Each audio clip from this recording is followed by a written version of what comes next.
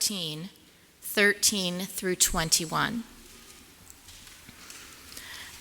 Now when Jesus heard this, he withdrew from there in a boat to a deserted place by himself. But when the crowds heard it, they followed him on foot from the towns. When he went ashore, he saw a great crowd, and he had compassion for them and cured their sick. When it was evening, the disciples came to him and said, "This is a deserted place, and the hour is now late. Send the crowds away so that they may go into the villages and buy food for themselves." Jesus said to them, "They need not go away. You give them something to eat." They replied, "We have nothing here but 5 loaves and 2 fish." And he said, "Bring them here to me." Then he ordered the crowds to sit down on the grass. Taking the 5 loaves and the 2 fish, he looked up to heaven and blessed and broke the loaves and gave them to the disciples. And the disciples gave them to the crowds. And all ate and were filled. And they took up what was left over of the broken pieces, 12 baskets full. And those who ate were about 5,000 men, plus women and children. Hear what the Spirit is saying to the church.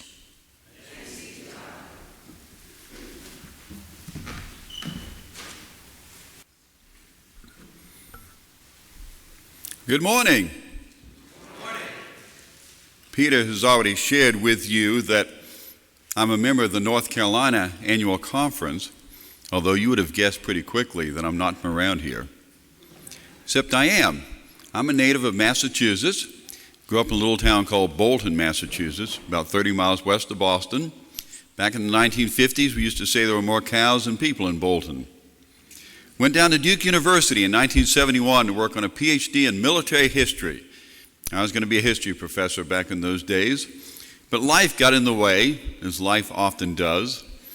I worked for 25 years in a variety of professions in North Carolina, including 5 years of selling beer and potato chips for a Budweiser wholesaler. Yes, it's great training for ministry. Fortunately, or unfortunately, I'm not sure it's fortunate or not, I have never had anybody ask me to bring a keg to a covered dish supper. Later in life, worked as a financial planner. I worked in that profession for about 12 years, and while I was working as a planner, God and God's infinite humor said, "No, I've got something different I want you to do." So at age 45, I went back to divinity school, back to Duke University, and became an ordained elder in North Carolina and served local churches down there for 8 years. Then the foundation for that conference decided they needed to add a second staff person. The job description was pretty simple. They were looking for an ordained elder who could balance his or her checkbook. And you're laughing because you know some ministers and know how few of us can do that. I worked for that foundation for 5 years. Then in the fall of 2010, about this time of the year, Willie Tan, the president here in New England, announced that he was leaving to go to Florida to become the president of that foundation. And really on a whim, I decided to apply for the position here. Can't tell you how glad I am to be back in New England again. Didn't realize how much I'd missed it till I'd had a chance to come back home. I tell folks I'm kind of like Moses. I was in North Carolina for 40 years. Some would say I've been wandering in the wilderness and I've come back home to the promised land. I want to talk today about this passage we just heard from Matthew. In my Bible, and I suspect in yours, the headline says that it's the miracle of the feeding of the 5,000. Some would say that a real miracle feeding story is going to occur next year down in Rio de Janeiro during the 2016 Summer Olympic Games. Over 5 million people will be fed during the 20-some days of the Olympic Games. That will include athletes, foreign spectators, ticket holders, trainers, the press corps, the people who work behind the scenes. And the International Olympic Committee is already hard at work setting up menus. taking into account cultural differences, special religious considerations, and of course, a need for some variety. When it comes right down to it, it makes those preparations make our typical covered dish supper at church seem pretty pale by comparison. And yet, for all that may indeed be a miracle, I believe this truly is a miracle story. And I think the pattern that we see in the Bible helps to confirm that. You see, this is the only miracle story of Jesus performing a miracle that appear in all four Gospels. In fact, this story appears 6 different times spread among the 4 Gospels. 4 times is the feeding of the 5,000, twice more is the feeding of the 4,000. This story, this event, had such a profound effect on those individuals who were involved in the writing of these early stories that we now call the 4 Gospels, that all 4 of them included it, some in different forms. And I think, to be honest, it's a challenging story for us because it's so familiar. We think we understand this story completely. And yet, it's a challenging piece of Scripture. And part of the challenge for us is we want to know how Jesus did it. We're products of the scientific age. We either know how things happen, or we're spending millions of dollars on research to find out how things are happening. Inquiring minds want to know. And that's us. And so you will not be surprised if I tell you that over the centuries, 3 different theories have been developed to explain this miracle. The first one appeared in 1828. A theologian by the name of H.E.G. Paulus came up with what I like to call the hidden sandwich theory. Pretty simple. He theorized that when people left their homes that morning to go hear Jesus preach, they put some food in their pockets. A piece of bread, a couple of dates, whatever it was they might have had, put some in their pocket, in their backpack, whatever they're carrying, and off they went for a day of sitting at the feet of the Master. And so when the end of the day came, and the disciples brought forth 5 loaves of bread and 2 fish, everybody dug deep into their own pockets, brought out what they had, and began to share. Kind of an early covered dish supper, if you want to think about it.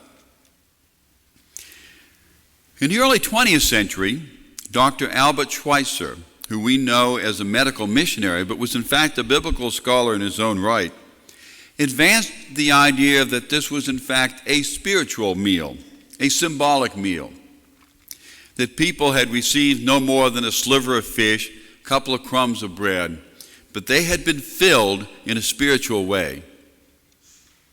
We practice the same kind of thinking today in communion. Even though you might be hungry, when you come to the table, when you come in front and receive the elements, you just receive a small bit of bread. You perhaps take that bread and dip it into the juice and have a small amount of juice, and yet we are filled in a symbolic kind of way. The third theory, that it's a miracle. Jesus has just learned about the death, the beheading of his cousin, John the Baptist. And like any of us, Jesus wants to get away from the work of the day. He and a couple of disciples get in a boat. They put out onto the Sea of Galilee. They're really going to go to a quiet place. But the crowd won't let that happen. They walk along the shore. They follow the boat patiently. And when Jesus and the disciples finally land once again, there is the assembled crowd. Now, Jesus could have sent them away. Could have said, I'm sorry, folks. I need to have a mental health day. I'm going to have a day off. Come back tomorrow and we'll kind of resume. But he doesn't do that. Instead, he has compassion for the crowd. He begins to teach and preach, to heal the sick and the wounded. How many people are there that day? Matthew says there's 500 men. That's because they only counted the men in those days. Women and children didn't count in first century Israel. Scholars believe there may be as many as 20,000 people on that hillside when the end of day comes and this problem begins to occur. The problem is there's no McDonald's, there's no IHOP, there's nothing close by for these people to go get a meal. The disciples realize the problem first of all. They come to Jesus and they say to Jesus, send them away to the villages. Let them go get some food there. The disciples saw this as an act of compassion. And so Jesus' response surprised them. You feed them. That's what Jesus said. And all of a sudden, what was a problem becomes a teachable moment. The training manual for the Ritz-Carlton hotel system tells employees they have one key rule. If you see a problem, you are to own the problem. Don't say it's not my job or it's not my problem. That's unacceptable in this work culture. Every employee is invited to take personal responsibility when a problem arises. And that's exactly what Jesus said to the disciples on this day. They wanted the crowd to leave so that the problem would go away. Jesus turned the tables on them and said, no, you solve the problem. Well, the disciples quickly do the math. We believe Judas was the treasurer. He was probably leading this conversation. And they quickly determined they did not have the resources to do the job. In fact, in Mark and John's version of this story, they tell us that it would have taken the equivalent of 8 months of a laborer's wages to feed all the people who were gathered on the hillside. Surely, Jesus, you don't want us to spend that kind of money. And then a young boy comes up. He has 5 loaves of bread and 2 fish. Now, what does Jesus do with this food? See, I believe in a Jesus who could have performed a miracle at any point in this story. And so I find it fascinating that he waits until this point in the sequence of events. What does Jesus do? He gives thanks to God, first of all. He breaks the loaves, gives the food to the disciples give the food to the people. Now, I hope you see what's happened here. Jesus waits until the disciples have, first of all, worked through the problem, and their first response is, we can't do it. Their second response is, it will cost too much. Their third response is, well, we do have 5 loaves of bread and 2 fish. In reality, what the disciples have just said is that the problem is beyond their combined human powers to solve. And it's only when that reality hits that Jesus steps forward and makes something happen. When the disciples have finally got around to stop talking about what they can't do and have offered what they can do. See, the source of a miracle is always from God, but the resources for miracle, they come from us humans. So here in this story, the work of the disciples is honored, it's used, it's magnified by Jesus. In today's culture, there are all kinds of problems that are too great for us humans to solve by ourselves. And so when we ask, how much can I do? We're often appalled at our own level of helplessness. But if we will just add 3 words to that question, God, how much can I do through you? All of a sudden the answers become very different. So Jesus takes the bread and the fish, everyday food of the people, and he turns it into a banquet. And Matthew says that people ate until all were full. And with all due respect to Dr. Albert Schweitzer, this is no symbolic meal we're talking about here. This is an eat until the pants or the buttons on your pants pop off full. This is an eat until the all-day buffet at Golden Corral has to close down full. And there's 12 baskets of food left over. A doggy bag for each disciple. I love this story. There are three parts to it. The very beginning sets the stage. The middle of the story, the teachable moment, is a dialogue between Jesus and the disciples. And then the miracle part of the story is at the end. We tend to focus on the miracle story. We want to know how it happened. And yet the longest part, and I would argue the most important part of this story, is the dialogue that occurs in the middle. We would really rather avoid this section because it hits too close to home.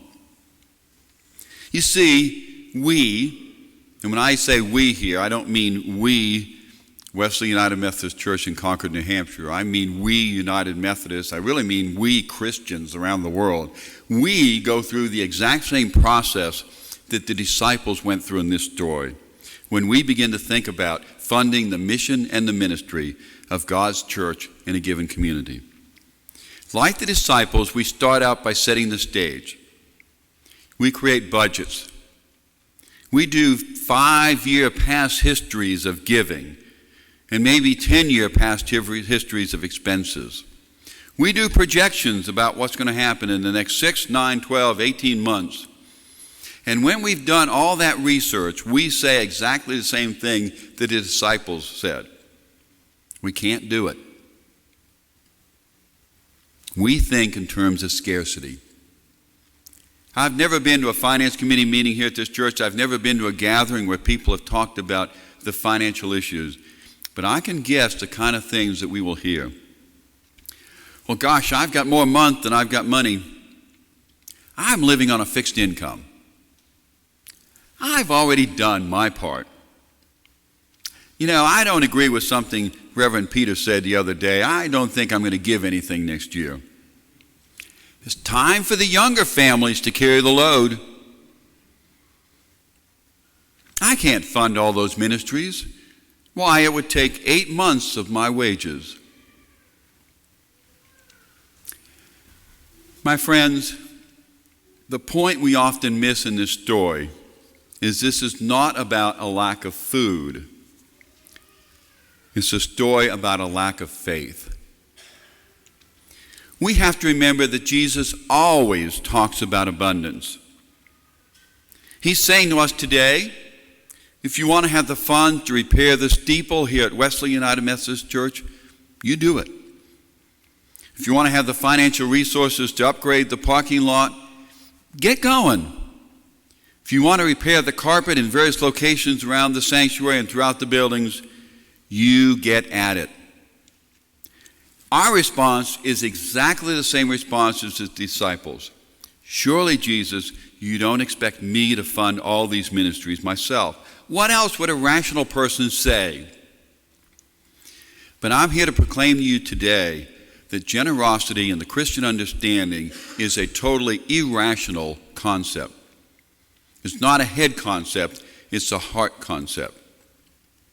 And I'm not just standing up here as the president of the foundation and saying that. I'm a practitioner of this. See, when I first went into ministry, I had come out of 20-some years of being in business, many of those years by myself or for myself.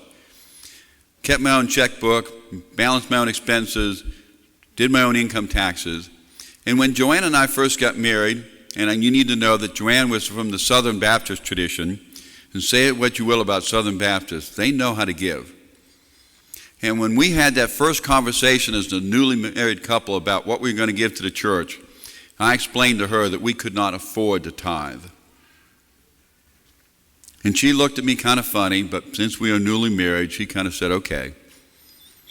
And so for those first few years that I was a pastor, we gave in a generous way, but we did not tithe. We did not give fully.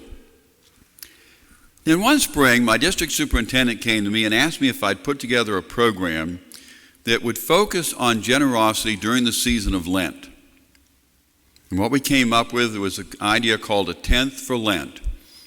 And during the period of Lent, from Ash Wednesday until Easter, people in all the churches in our district were invited to either tithe or to increase their giving, or if they weren't giving at all, to begin to give as a way of experiencing the Lenten season. Well, it's the Saturday night before that first Sunday after Ash Wednesday. And I'm getting ready a sermon to offer to my two little churches. I had a small 2-point charge. And I struggled with the sermon, and finally I went to Joanne and I said, I cannot preach this sermon if we're not doing what I'm going to ask these people to do. How would you feel about tithing during the season of Lent? The cry of hallelujah that went up in our house that day could be heard all over the neighborhood. Even though the rational part of me said we couldn't afford to do it, I stepped out in faith, and for that season of Lent, we tithed our income. And we managed to eat. Our 3 teenage children had everything they needed. No, they didn't have everything they wanted, but then teenagers never do. And by Easter Sunday, we realized that this was something that we not only could have done for a few weeks, but this was something we could keep doing. And we continued and do continue to do exactly that. So when I stand up in front of you today and say that giving is an irrational act, I know that because I've experienced it. Jesus says to us in the most loving of terms in this story, please, please, please don't tell me what you cannot do. Show me what you can do. See, Jesus wants us to achieve the impossible, but that only occurs when we finally realize that miracles occur through the power of God, not through the weakness of us humans. We think in terms of addition. Jesus always talked about multiplication. We think that these financial resources in our wallets and our checkbooks and our pocketbooks, we think that this is our money. Jesus proudly proclaimed that everything we have is a gift from God.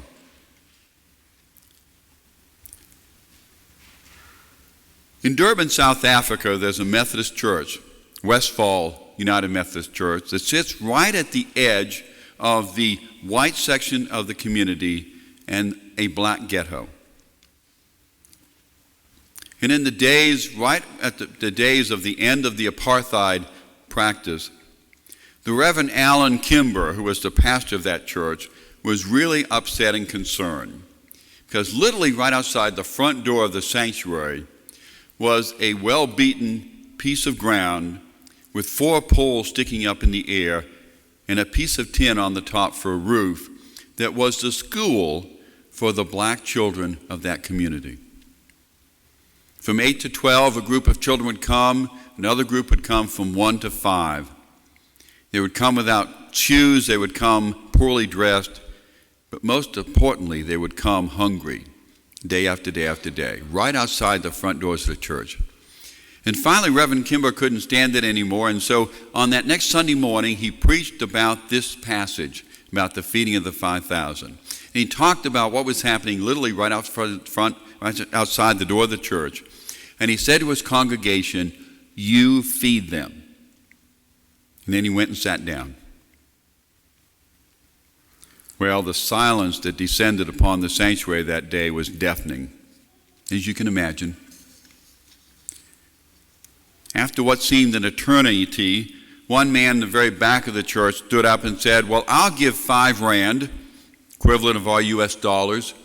Another down in front on the left said, "I'll give 2. And before that morning was over, they had collected the equivalent of $2,000 to begin a feeding ministry that continues to this very day. That, my friends, is the kind of miracle that I believe Jesus is trying to get us to think about today. Rather than scratching our heads, rather than throwing up our hands in despair, today's lesson invites each of us to prayerfully take inventory of whatever the situation might be and ask ourselves, what do I have to offer that with God's help would make a difference? You know, we're funny people sometimes. We see the power of God being played out daily in the life of a congregation like this, and we fail to recognize the power of God at work. We think that only rich people can make gifts that make a difference. Oh, you've got to be rich, all right, but not rich in financial assets, rich in heart, rich in spirit, rich in the love of God. We missed the opportunity to grow in our faith because we lacked the faith to even ask God for the miracle in the first place. Albert Einstein once said that there was only two ways to look at life. You could either look at life as if nothing was a miracle, or you had to look at life as if everything was a miracle. Now, I'm not going to ask for a show of hands today, but I invite you to think about which side of that equation you might fall on. To be open to the miraculous is to be open to the impossible becoming possible. And if you think about it, that's all Jesus is asking in this story. For us to take what we do have at hand, to take our equivalent of the 5 loaves of bread and 2 fish, and to offer it to God, and then let God do the rest. I don't know how miracles occur. I really don't. But this I do know, that when the people of God begin to act in faith, when we begin to share our resources with others, that's when miraculous things begin to occur. Trusting in God, acting with compassion, we have the ability to turn scarcity into abundance. And when you stop to think about it, my friends, that's what being a Christian is all about. Transforming scarcity into abundance. Thanks be to God. My friends, we are loaves and fishes people. We are baskets of food people. We are people of faith. We are people of courage. We are all those things, especially in this place. But that's not the end of the story. This is the part of the service where we go and serve. That means you need to leave and go and do. But go with the peace of God, go with the strength of God, go with the knowledge that we are God's children. Go in peace, my friends. Amen.